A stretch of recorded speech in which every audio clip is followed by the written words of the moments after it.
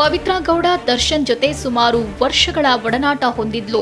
ಇಬ್ಬರು live in relationship ನಲ್ಲಿ ಕೂಡ ಇದ್ರು. ಪವಿತ್ರ ಗೌಡ ಬಳಿ 4 ಇನ್ಸ್ಟಾಗ್ರಾಂ ಖಾತೆಗಳಿವೆ. 2024ರ ಫೆಬ್ರವರಿಯಿಂದ ಗೌತಮ್ KS 1990 ಇನ್ಸ್ಟಾಗ್ರಾಂ ಖಾತೆಯಿಂದ ರೇಣುಕಾ ಸ್ವಾಮಿ ಪವಿತ್ರ ಗೌಡಗೆ ಅಶ್ಲೀಲ ವಿಡಿಯೋ, ಫೋಟೋ, ಸಂದೇಶಗಳನ್ನು ರವಾನಿಸುತ್ತಿದ್ದಂತೆ. ಹೀಗೆ ಘಟನೆ ಬಗ್ಗೆ ಇಂಚಿಂಚು ಮಾಹಿತಿಯನ್ನ ಪೊಲೀಸರು ಚಾರ್ಜ್ ಶೀಟ್ ನಲ್ಲಿ ಉಲ್ಲೇಖಿಸಿದ್ದಾರೆ.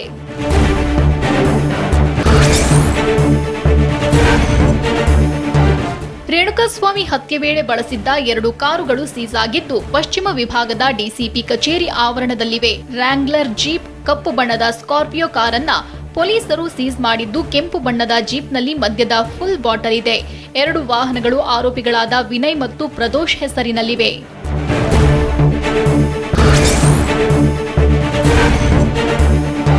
ರೇಣುಕಾಸ್ವಾಮಿ ಹತ್ಯೆ ಪ್ರಕರಣದಲ್ಲಿ ಪವಿತ್ರ ಗೌಡ ಮತ್ತು ದರ್ಶನ್ ಮೊಬೈಲ್ ರಿಟ್ರೀವ್ ಆಗ್ತಿಲ್ಲ. ಆದ್ರಿಂದ ಹೈದರಾಬಾದ್ನ CFSL ನಿಂದ 2 ಐಫೋನ್ ಮೊಬೈಲ್ಗಳನ್ನ ವಾಪಸ್ ಕಳಿಸಲಾಗಿದೆ. 1.5 ತಿಂಗಳಿನಿಂದ ರಿಟ್ರೀವ್ಗೆ ಪ್ರಯತ್ನಿಸಿದ್ರೂ ಆಗ್ಲಿಲ್ಲ.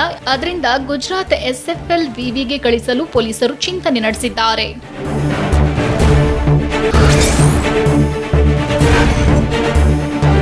ರೇಣುಕಾಸ್ವಾಮಿ ಕೊಲೆ ಪ್ರಕರಣದ ಚಾರ್ಜ್ ಶೀಟ್ನಲ್ಲಿ ಪವಿತ್ರ ಗೌಡ ಸ್ನೇಹಿತೆ ಸಮತಾ ಹೇಳಿಕೆ ದಾಖಲಿಸಲಾಗಿದೆ. ರೇಣುಕಾಸ್ವಾಮಿ ಕೊಲೆ ಬಳಿಕ ಸಮತಾರನ್ನ A1 ಪವಿತ್ರ ಗೌಡ ಸಂಪರ್ಕಿಸಿದ್ಲು. ಒಮ್ಮೆ ಫೋನ್ ಮೂಲಕ, ಮತ್ತೊಮ್ಮೆ ಖುದ್ದಾಗಿ ಭೇಟಿ ಮಾಡಿದ್ಲು. ಜೈಲಿನಲ್ಲೂ ಪವಿತ್ರ ಗೌಡ ಹಾಗೂ ದರ್ಶನ್ನನ್ನ ಸಮತಾ ಭೇಟಿಯಾಗಿದ್ಲು. ಈ ಹಿನ್ನೆಲೆ ಸಮತಾ ಪವಿತ್ರ ಗೌಡ ಭೇಟಿ ಬಗ್ಗೆ ಉಲ್ಲೇಖಿಸಿ ಚಾರ್ಜ್ ಶೀಟ್ ಸಲ್ಲಿಕೆ ಮಾಡಲಾಗಿದೆ.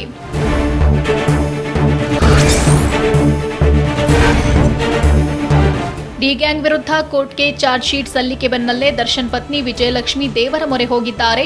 ದಾಸನಿಗೆ ಎದುರಾಗಿರೋ ಸಂಕಷ್ಟಗಳು ದೂರವಾಗಲಿ ಎಂದು ವಿಶೇಷ ಪೂಜೆ ಮಾಡಿದ್ದಾರೆ. ಗುರುವಾರ ಶುಭ ದಿನವಾದ ಹಿನ್ನೆಲೆ ಪ್ರಾರ್ಥನೆ ಸಲ್ಲಿಸಿದ್ದಾರೆ. ಪೂಜೆಯಲ್ಲಿ ದರ್ಶನ್ ಸಹೋದರ ದಿನಕರ್ ತೂಗುದೀಪ್ ಕೂಡ ಭಾಗಿಯಾಗಿದ್ರು.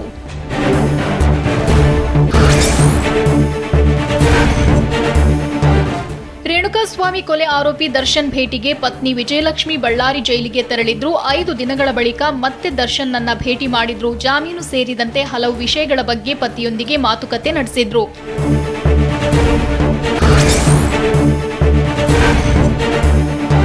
ದರ್ಶನ್ ಬಿಡುಗಡೆಗಾಗಿ ಅಭಿಮಾನಿಗಳು ದೇವರ ಮೊರೆ ಹೋಗಿದ್ದಾರೆ. ಬಳ್ಳಾರಿ ತಾಲೂಕಿನ ಬಲಕಲ್ ಗ್ರಾಮದಲ್ಲಿ ಬೀರಲಿಂಗೇಶ್ವರ ದೈವದ ಬಳಿ ದರ್ಶನ್ ಫೋಟೋ ಹಿಡಿದು ಬಿಡುಗಡೆ ದಿನಾಂಕ ಕೇಳಿದ್ದಾರೆ.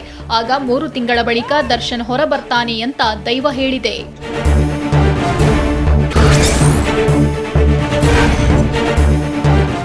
ಬಳ್ಳಾರಿ ಕೇಂದ್ರ ಕಾರಾಗೃಹ ಮುಂಭಾಗ ಕೊಲೆ ಆರೋಪಿ ದರ್ಶನ್ ನೋಡಲೇಬೇಕೆಂದು ಮಹಿಳಾ ಅಭಿಮಾನಿ ಲಕ್ಷ್ಮಿ ಎಂಬಾಕೆ ಹೈ ಡ್ರಾಮಾ ಮಾಡಿದ್ದಾಳೆ. ಸಂಬಂಧಿಕರು ಮಾತ್ರ ದರ್ಶನ್ ನೋಡಬಹುದು ಎಂದ ಜೈಲು ಸಿಬ್ಬಂದಿಗೆ ನಾನು ಮದುವೆ ಆಗೋದಕ್ಕೂ ಸಿದ್ಧವಾಗಿ ಬಂದಿರುವೆ ಎಂದಿದ್ದಾಳೆ.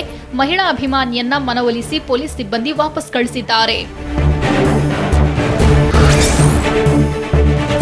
ಸ್ಯಾಂಡಲ್ವುಡ್ನಲ್ಲೂ ಲೈಂಗಿಕ ಕಿರುಕುಳದ ಆರೋಪ ಕೇಳಿಬಂದಿದೆ. ಕೇರಳದ ಮಾದರಿ ರಾಜ್ಯದಲ್ಲೂ ಕಮಿಟಿ ರಚಿಸುವಂತೆ ಫೈರ್ ಸಂಘಟನೆ ಪಟ್ಟು ಸಿಎಂ ಸಿದ್ದರಾಮಯ್ಯಗೆ ಮನವಿ ಪತ್ರ ಸಲ್ಲಿಸಿದ ಫೈರ್ ನಿಯೋಗ. ಈ ಸುದ್ದಿಗಳನ್ನು ನೋಡೋಣ ಸ್ಯಾಂಡಲ್ವುಡ್ ಕೀಚಕರು ನ್ಯೂಸ್ ಎಕ್ಸ್‌ಪ್ರೆಸ್‌ನಲ್ಲಿ. ಸ್ಯಾಂಡಲ್ವುಡ್ನಲ್ಲೂ ಲೈಂಗಿಕ ಕಿರುಕುಳದ ಆರೋಪ ಕೇಳಿಬಂದಿದೆ. ಕೇರಳದ ಜಸ್ಟಿಸ್ ಹೇಮಾ ಕಮಿಟಿ ಮಾದರಿ ಕರ್ನಾಟಕದಲ್ಲೂ ತನಿಖೆಗೆ ಕಮಿಟಿ ರಚಿಸುವಂತೆ ಫೈರ್ ಸಂಘಟನೆ ನಿಯೋಗ ಕಾವೇರಿ ನಿವಾಸದಲ್ಲಿ ಸಿಎಂ ಸಿದ್ದರಾಮಯ್ಯರನ್ನ ಭೇಟಿಯಾಗಿ ಮನವಿ ಸಲ್ಲಿಸಿದೆ.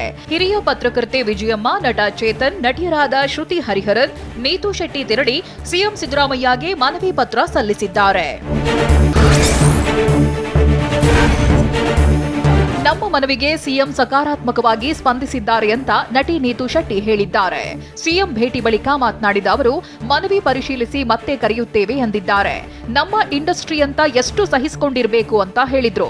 ಸಿಎಂ ಸರ್ ಆಕ್ಚುಲಿ ತುಂಬಾ he was very cheerful. He said ನಾನು ನೋಡಿದ್ದೀನಿ, ಇದ್ರ ಬಗ್ಗೆ ಗೊತ್ತು ನನಗೆ, ಅಂಡ್ ಅವರು ಅಕ್ಸೆಪ್ಟ್ ಮಾಡಿದ್ದಾರೆ ಮನವಿನ. ಅಂಡ್ ಇನ್ನೊಂದ್ಸಲ ಏನ್ ಹೇಳಿದ್ರು ಅಂದ್ರೆ ಪದೇ ಪದೇ ಹೇಳಿದ್ರು ಏನಂತಂದ್ರೆ ನಾವು ಮತ್ತೆ ವಿಸ್ತಾರವಾಗಿ ಇದ್ರ ಬಗ್ಗೆ ಮಾತನಾಡೋಣ, ನಾನು ಮತ್ತೆ ನಿಮ್ಮ ಟೀಮ್ ಅನ್ನ ಕರಿತೀನಿ ಅಂತ ಹೇಳಿದ್ದಾರೆ. ಬಟ್ ಹಿ ಇಸ್ ಆಕ್ಸೆಪ್ಟೆಡ್, ನಾವು ಕೊಟ್ಟಿರುವಂತ ಮನವಿನ ಆಕ್ಸೆಪ್ಟ್ ಮಾಡಿದ್ದಾರೆ. ಕೇವಲ ಲೈಂಗಿಕ ಕಿರುಕುಳ ಅಲ್ಲ, ಸಮಸ್ಯೆಗಳಿವೆ ಅಂತ ನಟಿ ಶ್ರುತಿ ಹರಿಹರನ್ ಬೇಸರ ವ್ಯಕ್ತಪಡಿಸಿದ್ದಾರೆ.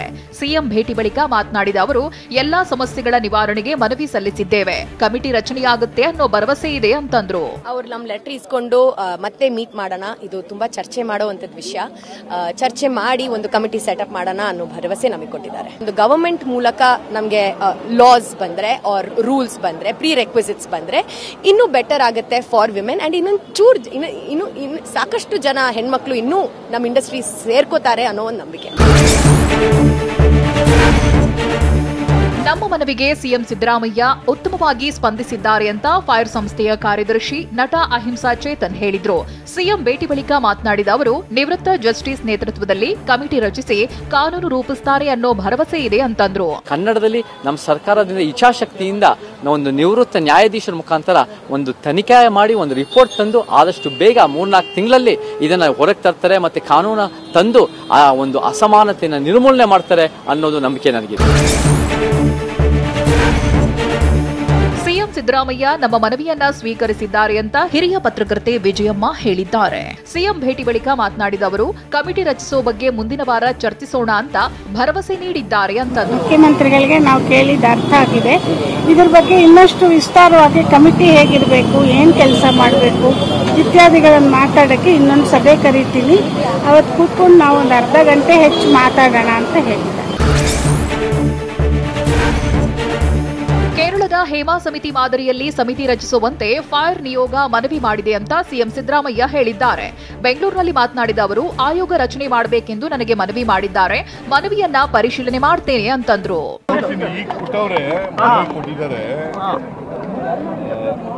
ಅವರು ಕೇರಳದಲ್ಲಿ ಆಗಿರ್ತಕ್ಕ ಅದೇ ರೀತಿ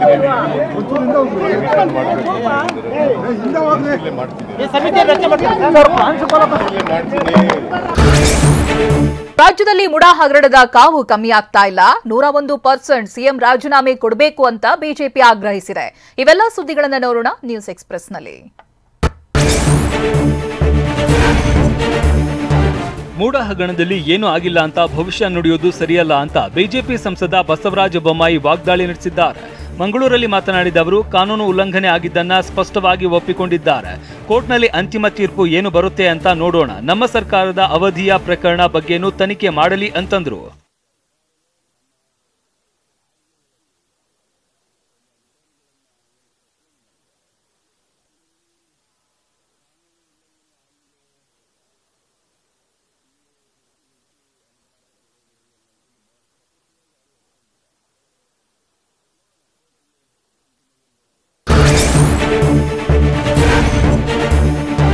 ಅಭಿವೃದ್ಧಿ ಮಾಡದೆ ಲೂಟಿ ಹೊಡೆಯುವ ಪರಿಸ್ಥಿತಿ ಬಂದಿದೆ ಅಂತ ಕೇಂದ್ರ ಸಚಿವ ಎಚ್.ಡಿ. ಕುಮಾರಸ್ವಾಮಿ ವಾಗ್ದಾಳಿ ನಡೆಸಿದ್ದಾರೆ.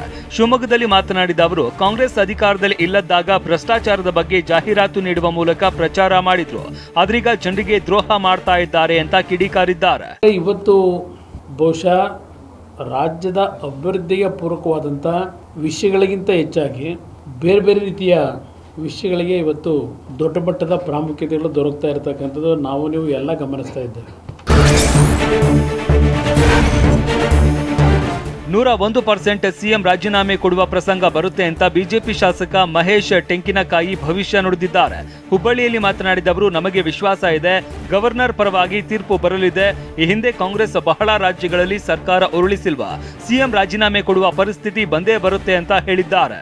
ಈ ನ್ಯಾಯಾಲಯ ನಡೆದೈತಿ, ಗೊತ್ತಾಗುತ್ತೆ ನ್ಯಾಯಾಲಯದಲ್ಲಿ ಏನೈತಿ ಅನ್ನೋಂಥದ್ದು ವಿಚಾರಗಳು 100% ಹೊರಗೆ ಬರ್ತಾವೆ. ನನಗೆ ವಿಶ್ವಾಸ ಐತಿ ಮುಖ್ಯಮಂತ್ರಿಗಳು ರಾಜೀನಾಮೆ ಕೊಡ್ತಕ್ಕಂಥ ಪ್ರಸಂಗ 100ಕ್ಕೆ 100 ಒದಗಿ ಬರುತ್ತೆ.